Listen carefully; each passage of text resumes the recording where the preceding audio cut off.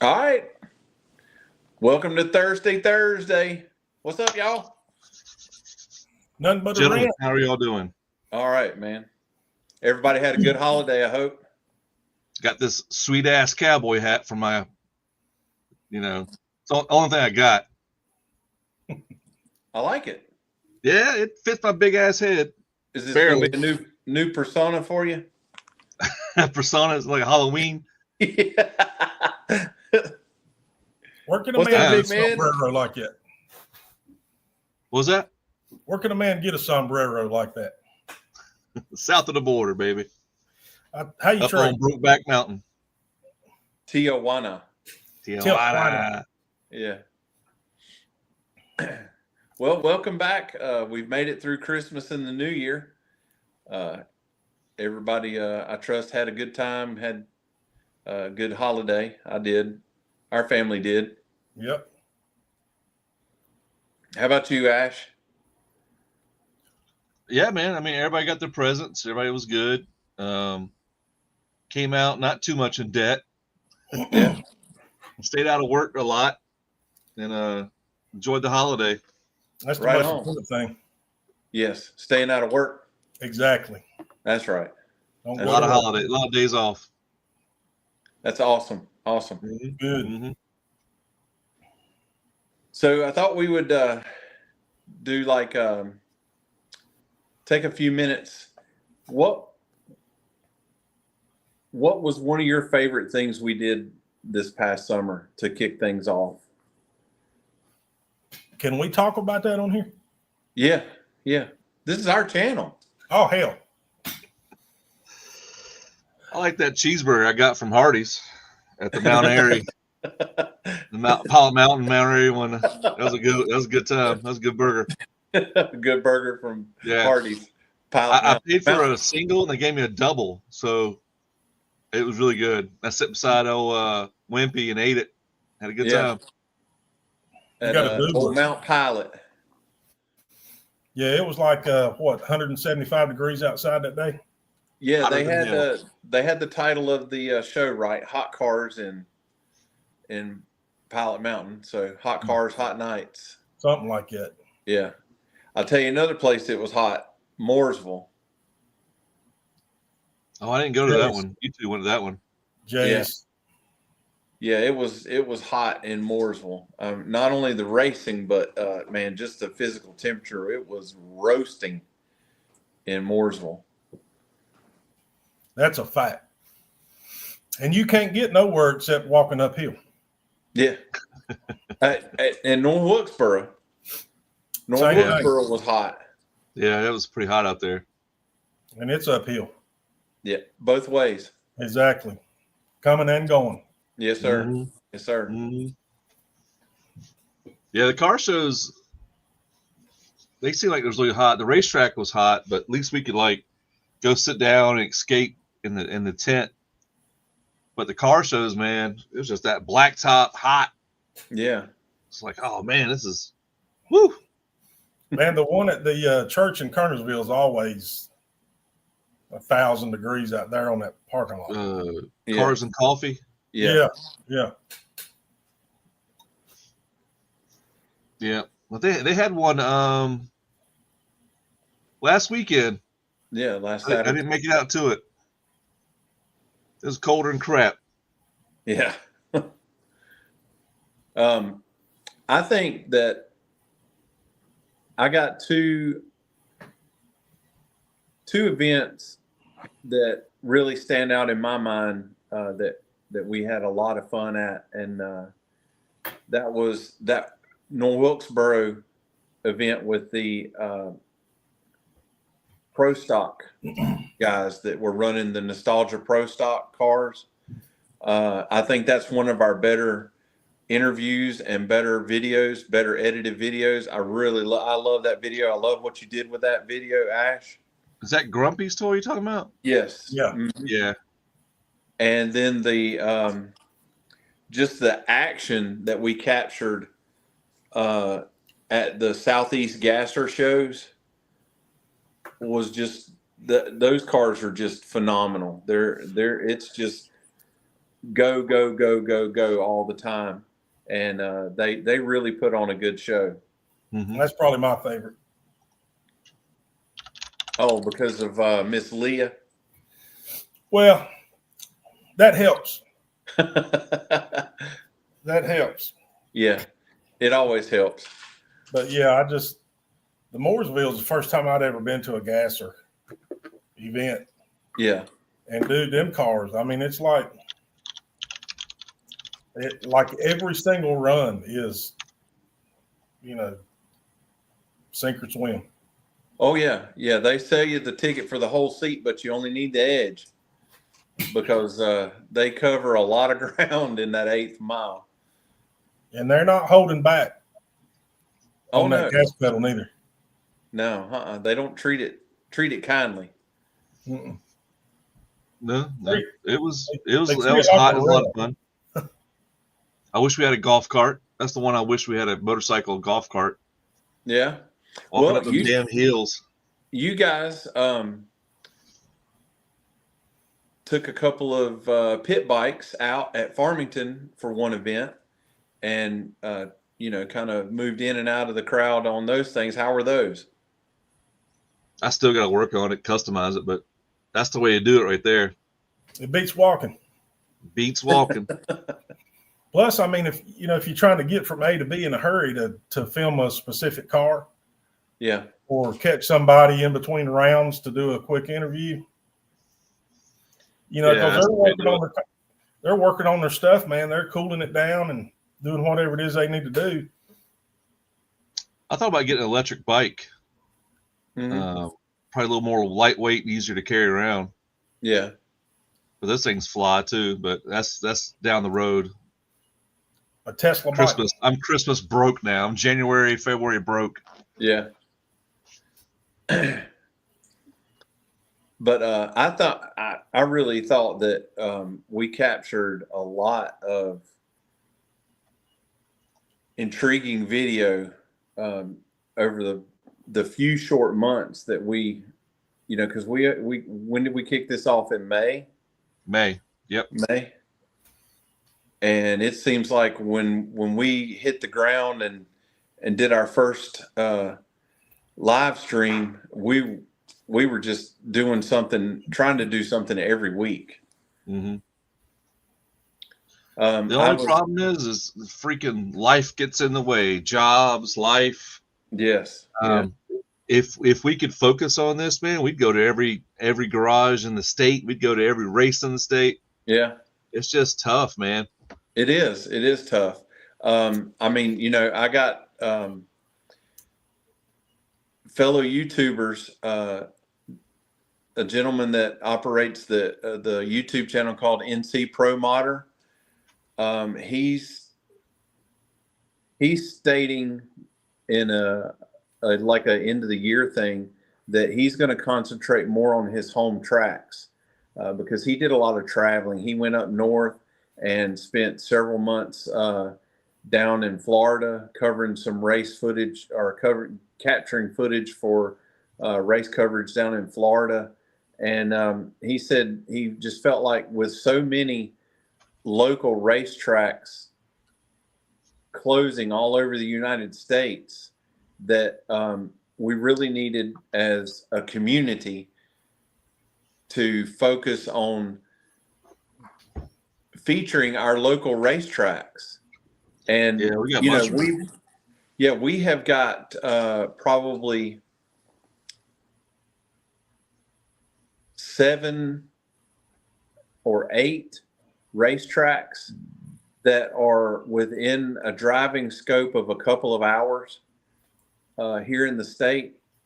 And I think I would like to do the same thing. I'd like to commit to what NC Pro Modder has done, and that's kind of like feature events at our local tracks. We have 3 racetracks in our backyard. We have Bowman Gray Stadium, we got Farmington Dragway, and we got Piedmont Dragway.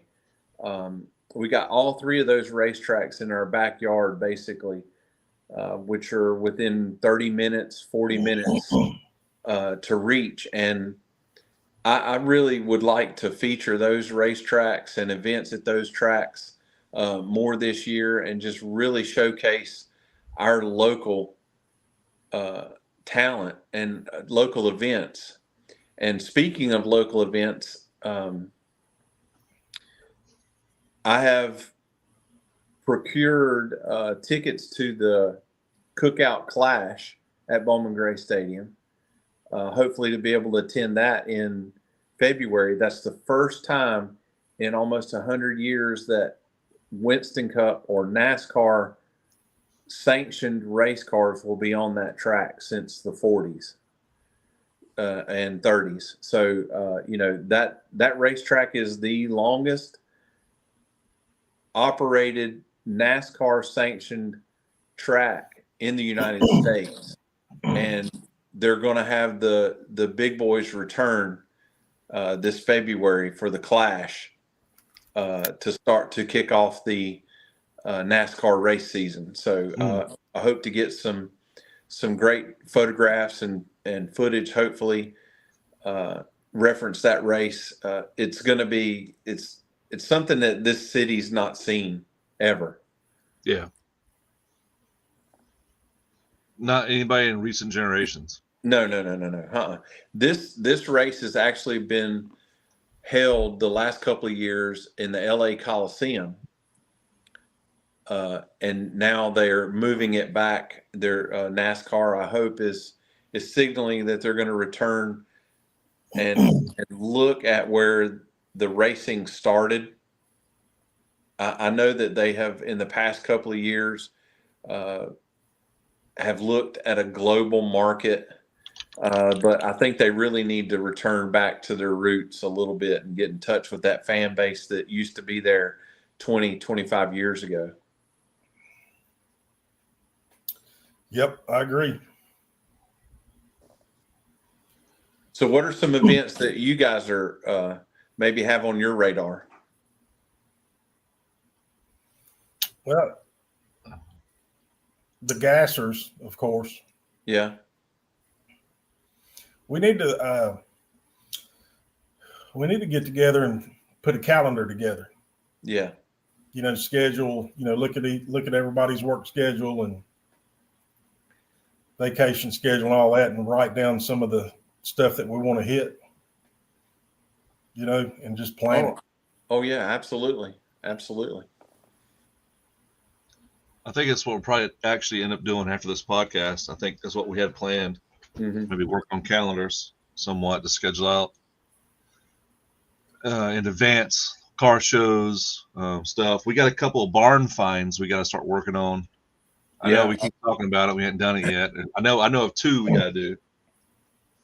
Yeah, we've been contacted by a couple of people that have interest in having us try to get some barn finds, stored vehicles back running again, and that's always a fun time to try to anticipate everything and have not anticipated anything when you try to get one of these cars that's been sitting for a while running. And spend somebody else's money. That's right. Yeah. I've spent all of mine. It's time to go to somebody else's house. Yeah. Well, if anybody can get it running, it's you two guys. And so I figure we can go off and start doing some guerrilla filming and fixing these people's cars up for. I know one said that she would love to have her father would love to see it cranked up one more time.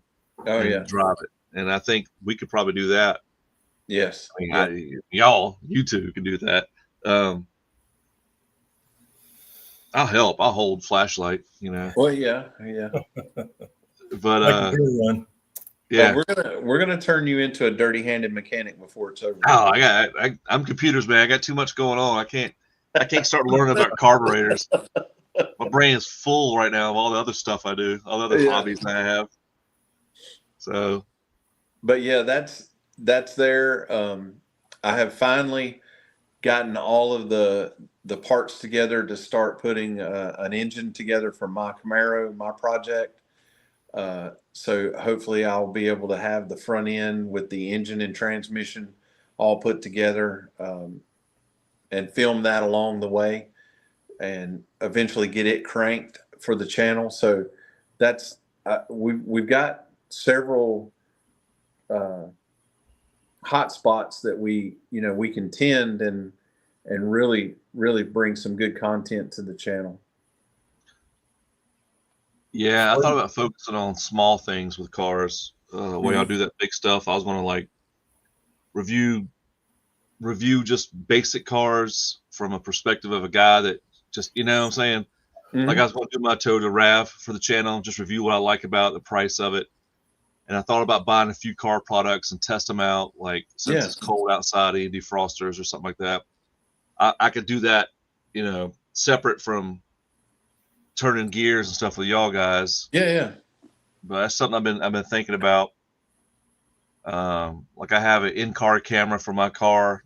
I love it. It's simple, stays out of the way, it records, dash cam, reviewing that for the channel. Stuff like that is what I thought about doing. As far as aspect of that part of Mechanicsville. I just gotta get around to it between all the other crap I do.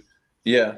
And now that we've moved through the holidays and potentially schedules are opening back up again, I'm got some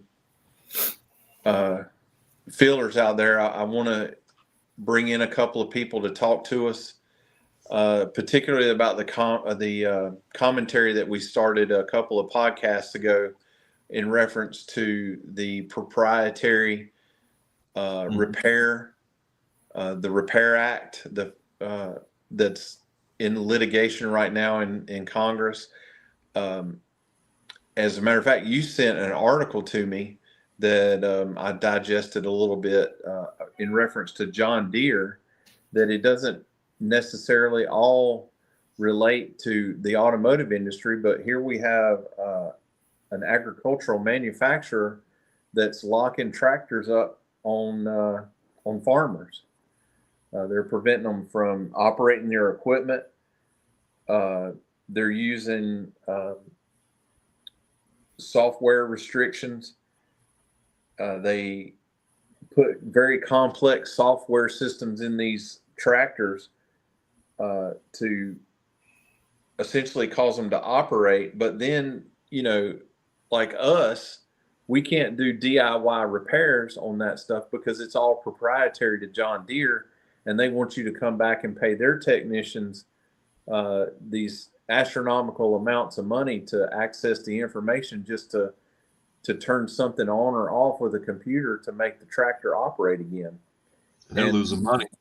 And the agricultural, our farmers, stateside farmers, cannot afford to lose the foothold in the markets that they have now because of the global farming market. How cheap things are coming from overseas and being imported in.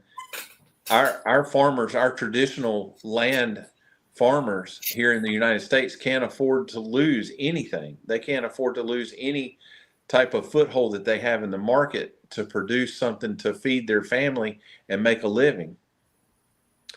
The Right to Repair Act is going to essentially help that and sort of bring the balance back into the system and allow those farmers to work on their stuff. I mean, tractors are much more sophisticated than they were 30, 40 years ago, where you just hooked up a simple plow to it and you go out there and you started turning over sod.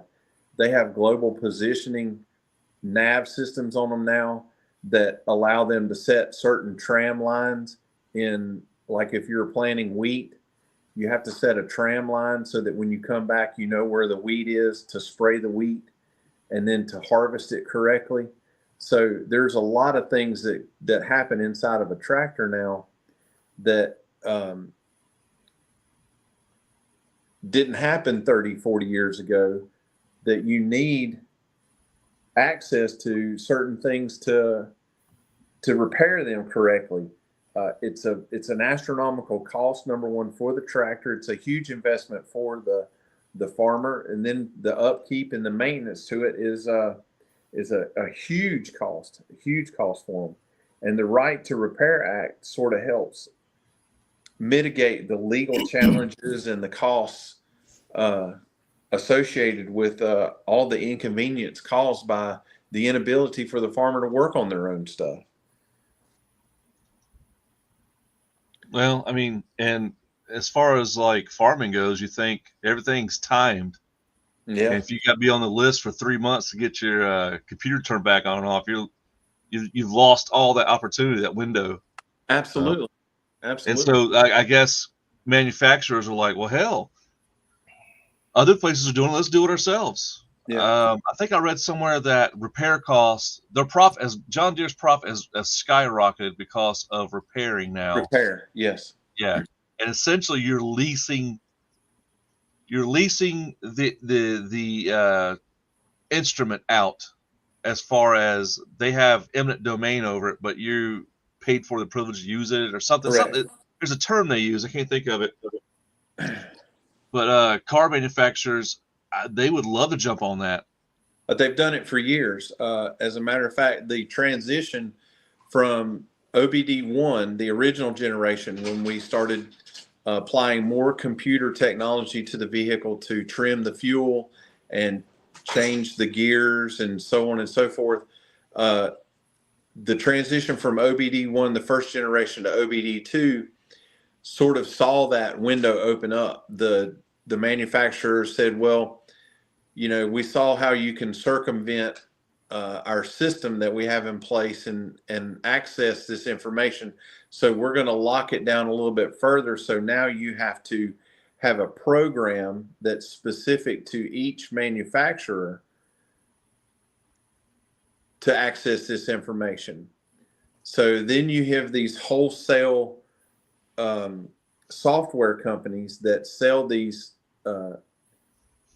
code breakers to like Snap-on or Mitchell or all data, places like that. And they say, well, you know, you buy our program, then you have access to all of these manufacturers' stuff. So then they even they go into the OBD2 CAN, and further lock down the information that's in there so that only certain universal problem codes come out to you, but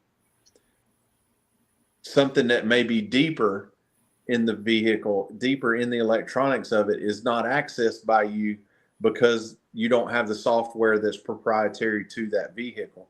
So the car companies were moving ahead of the agricultural industry because the technology in the tractors is slowly evolving. It didn't evolve as fast as it did in the automotive industry, because as we talked about before, the automotive industry designs cars that are 5 to 7 years out today. With as fast as the technology comes, they're changing technology within that span of time. So stuff that they're designing now is potentially going to be in the market in 5 to 7 years. And it may be faster than that now. Sounds like DARPA. DARPA's like 20 years ahead. Was it Solulent Green? Yeah, Solulent Green or something. Yeah. But, and you know, Big Med and I was at the tractor pull, and you know, that's not what those tractors aren't what they used to be either. Used to be everybody get a Massey Ferguson or a Farmall out there and just see who could outdo who. Well, now all of that stuff is custom built, one-off stuff. And these agricultural farmers here, that they're not clodbusters. These people have something on the bean to be able to put these tractors and work on these tractors. So John Deere really puts the farmer over a barrel by doing this. And it's, you know, it's a double-edged sword to have intellectual property, but then the physical property becomes yours. You should be able to work on your own stuff. Oh yeah, but I don't think it's going that way. I think profit margins are in the interest of public safety. Oh well, if you do your own repairs, it's not going to be safety standard. Oh, it's not the emissions and the carbon footprint if you do your own. And so we just need to do our own in order. And I'm sorry, you have to pay for it if you want our product. And they're going to use that excuse and then line the pockets of politicians. And then I think that's probably the future, boys. Yeah, I mean, we're fighting that right now.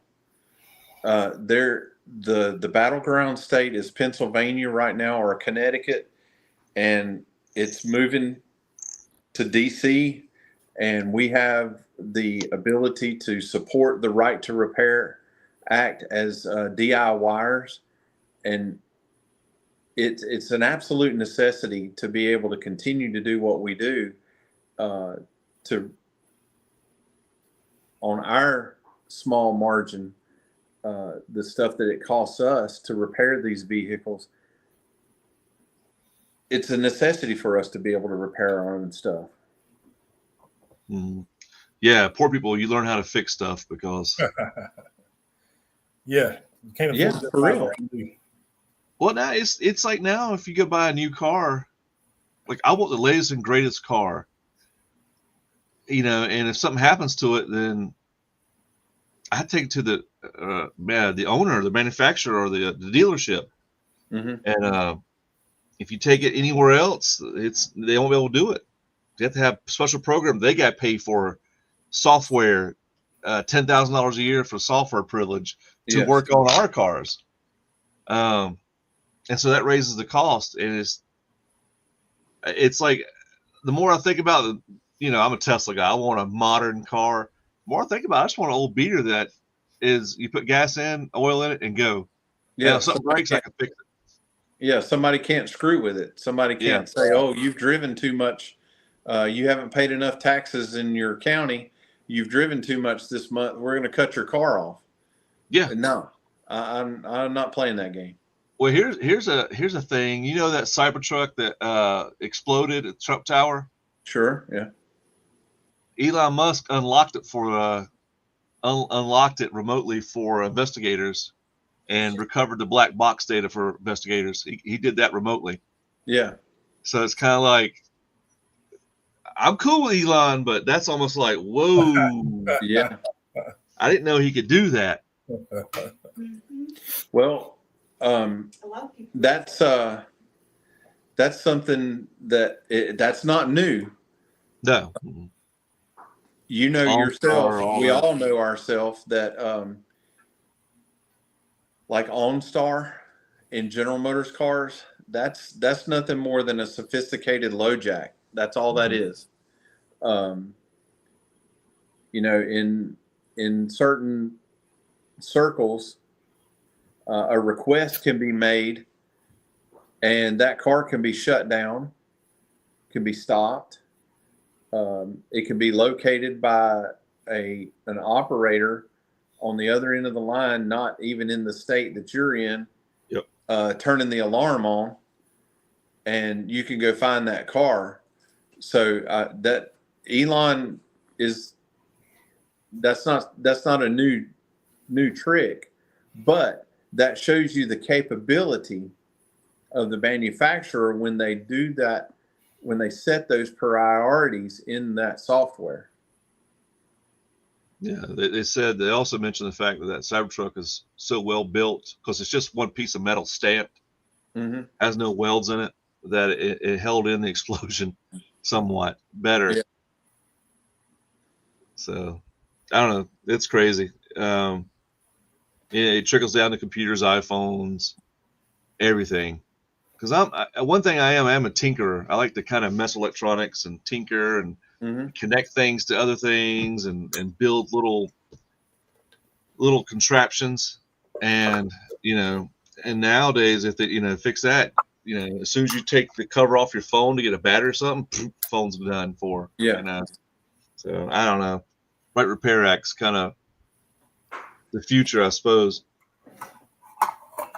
unless something changes. Yeah, and there's a couple of people that I want to bring on in the industry currently that, this would directly affect them, both in the way that they manage their personal life, but in the way that they manage their professional life as well, because they're technicians and they're educators. So, it has a broad ranging effect, negatively on a lot of people.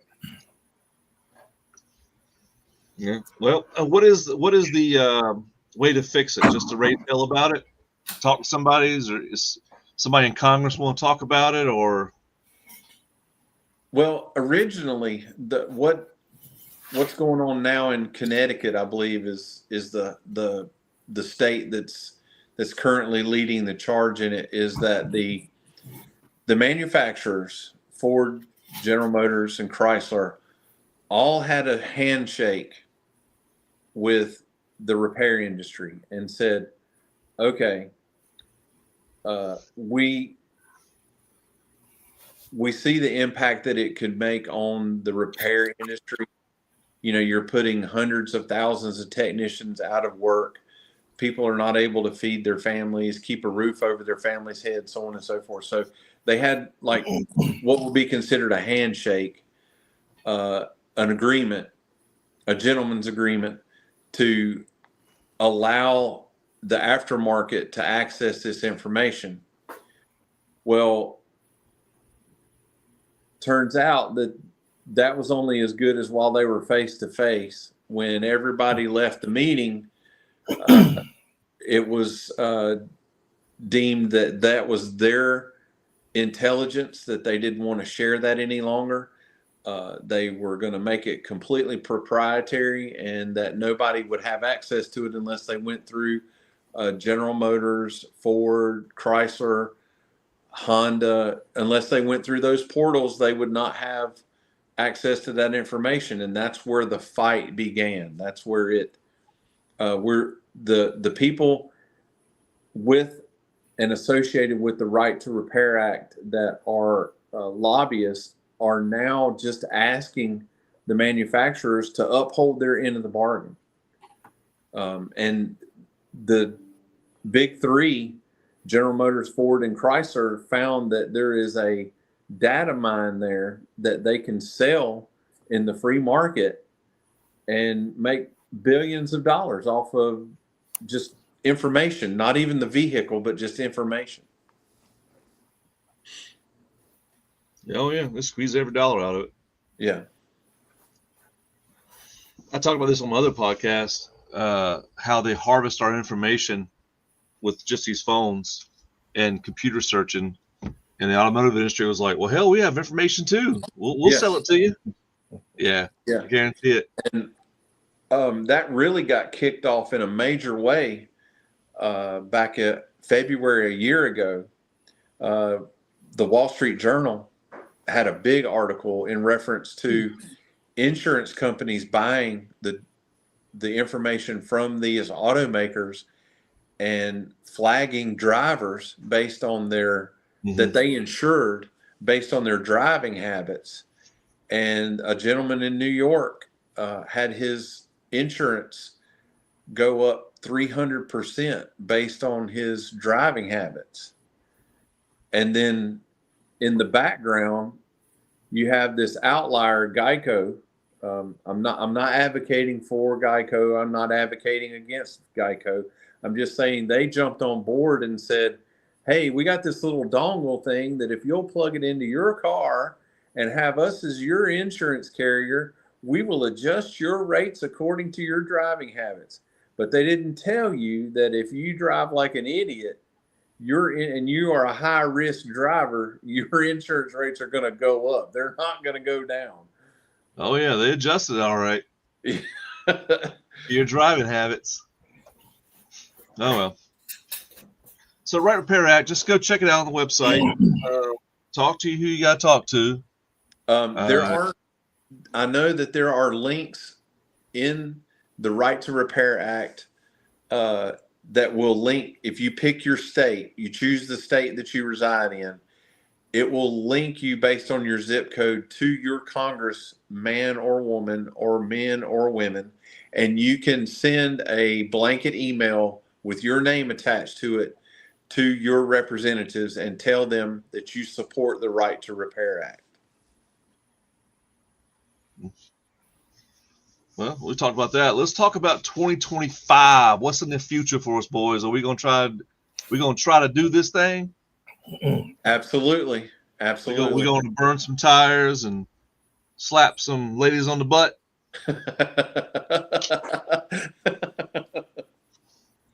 What's the jive in 25? Jive in 25, Mechanicsville Live. That's right. That's Live right. action. Yeah, man. I want to really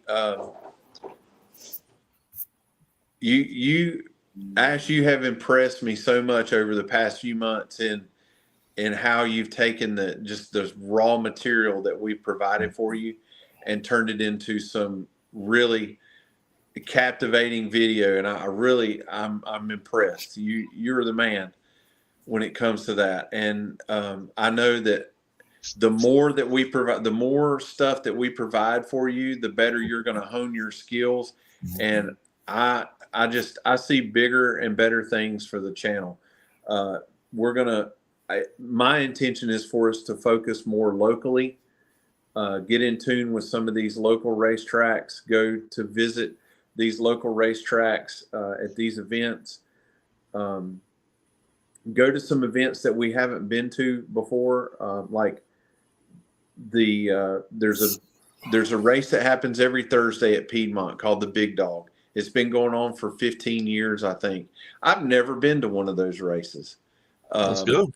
I'm ready to go and experience it because there are some super fast cars that race down there for this trophy, and it's a sprint trophy. It's not a season-long thing. They have like 4 or 5 sprints, and they crown a champion, and those are some really, really quick, fast cars. And I'd like to see those guys and promote those guys. And as a matter of fact, one of the Big Dog racers, the weekend we were at Charlotte for the NHRA race, Travis Harvey took the W. He's a local racer. He's right here in Guilford County. Travis Harvey took the championship trophy at Charlotte. Whipped all of them. A North Carolina boy whipped them all. Yeah, we're kind of in the Bible Belt of racing right here in this state, at least. So take full advantage of it. Yes, start reaching out, boys, to start getting this web in. I want to do some more car features. I like doing those. Yes, those were fun. Featurettes, I like those. I like doing some car shows. I like doing some racing. I think we just keep that up and just keep the grind up, and hopefully we'll be in Indianapolis this December. This coming December, yes. That was a far off goal for us this year, this past year, which things, the stars just did not line up for us. But I think if we grind throughout this year, there were 3 notable YouTube channels or social media influencers that broadcasted live from PRI this past year. I would like to see us there broadcasting from a booth, but we have the potential to grow to that point. But for us to be there and represent Mechanicsville is definitely a goal of mine for this year. We need to get on Joe Rogan. Yeah, and get you, Rogan. Yeah, and get you, Ash, to drink some more, suck up some more nitro. Nah, I'm good. I think it gave me cancer. Shit. That was horrible. Clear your sinuses out. Yeah, oh yeah, it did. About melted my contacts. It was horrible. It was bad.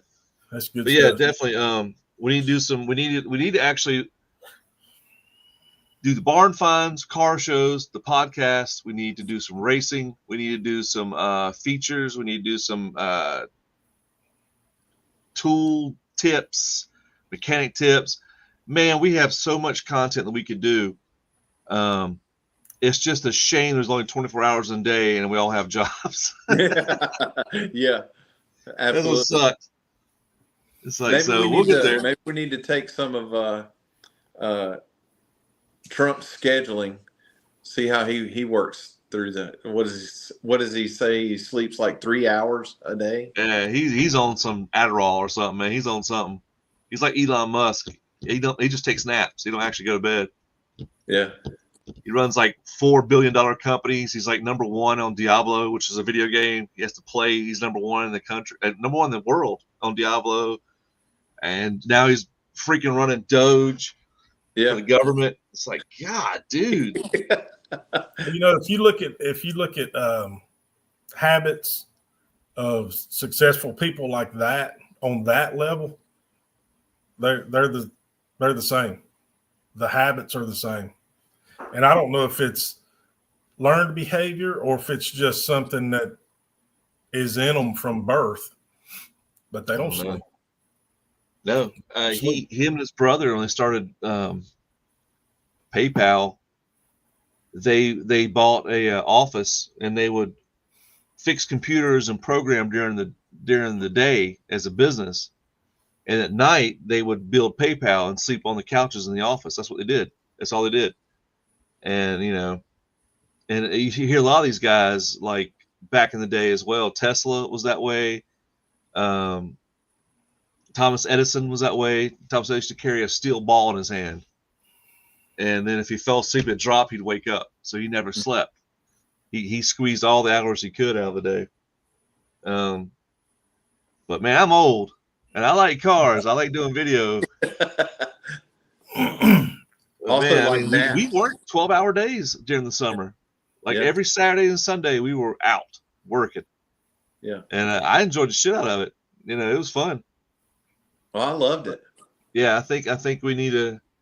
I think the more we do it, the more streamlined it'll get, and we won't have to spend 8 hours out. We can come out there and do it in 4 hours and get the same. I think eventually we can get that point. We can show up to Farmington, pick a guy, do a thing about him, and go home. Or sit back and enjoy without working. I think the more we do it, the easier it get. Oh, absolutely. But it's a grind now, boy. Woo, we out there like 8-12 hours.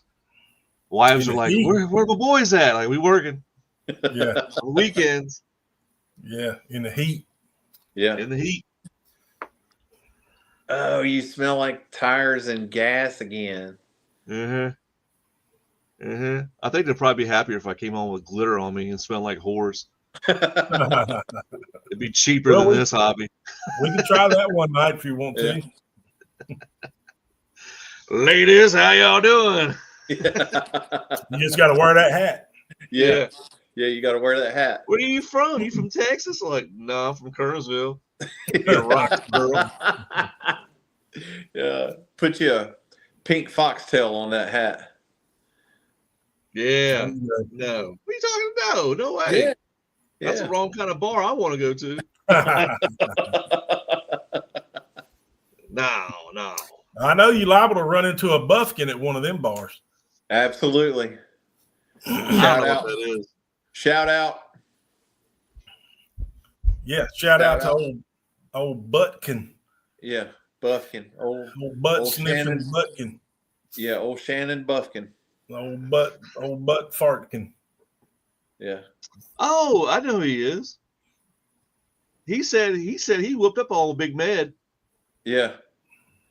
Yeah, That's he's always talking that smack. Yeah, he said that's why he can't walk right. I whooped up on him, and I said, "Oh, okay." Yeah, he never wants to put his money where his mouth is. Yeah, that's right. He's that mouth, that Chihuahua mouth. Oh, yeah, he's just a young cat trying to hang out with big dogs. That's all it is. Yeah, I know. He realizes that's it. Yeah, that's it. He realizes that he's overwhelmed. He just that's how he deals with it. Hey, give him some time. He'll be one of us. He'll be one of the old dudes like us with gray. Yeah. White beards like Santa Claus's. Just give him some time. Yep. All right. Well, we're going to start ramping this up. The new year 2025 is coming up, or is here. It's here. We need to do them. We need to give people what they want.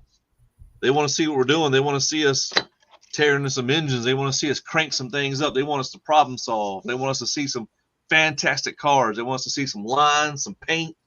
They want to see some smoke, some grease, some tires. They want to see it all, and we're gonna give it to them this year. Absolutely. Yeah, we'll Stick even break around. some shit if that's what they want. Yeah, to hell see. yeah. Yeah. They want to see some. We'll break some shit at somebody else's house. Yeah. They want to see old Big Med there and some cut off jeans and some chemical guys cleaning up the big blueberry there. Give me They some wanna see Daisy it. Dukes. Oh yeah. Yeah. This is what we need. What That's what they right. demand. Yeah. Maybe I can get my neighbor to come out and help me. Oh Yeah. yeah. That'd be, you know what? That'd be olive branch. That's what you need. Absolutely. Global. We're Come global now. on. Yeah. I'll even put me one of them rainbow flags on the front porch. Okay. Well, anyway, ladies and gentlemen, this is the Hot Rodcast. You can't contain him. It's Big Mad. You can't, beef stew. You can't tell him what to say. You can't control him. No. Wild man. He's the wild card. You only hope to contain him. I walk to the beat of my own drum. That's right. That's right. So I think we'll land the plane here, fellas. All right. Then we'll have a little meeting after the podcast, unless y'all have something else you want to talk about. I'm good. All right. Like and subscribe, people. We're building this thing up, and we really could use your help. Yeah. For real. theMechanicsville at gmail.com, theMechanicsville.com. Go to YouTube and look up at theMechanicsville. That's how you can get in touch with us. Yes. If you got a car you want us to feature for you, hey, we'll do that. You want us to check your garage out, we'll do that. You want us to go to a race or do a biography about you and your passion for racing and cars, we'll do that too. We want to go out there and build a community. We want to talk to everybody about this thing that we're passionate about. So I guess on behalf of the boys, we out.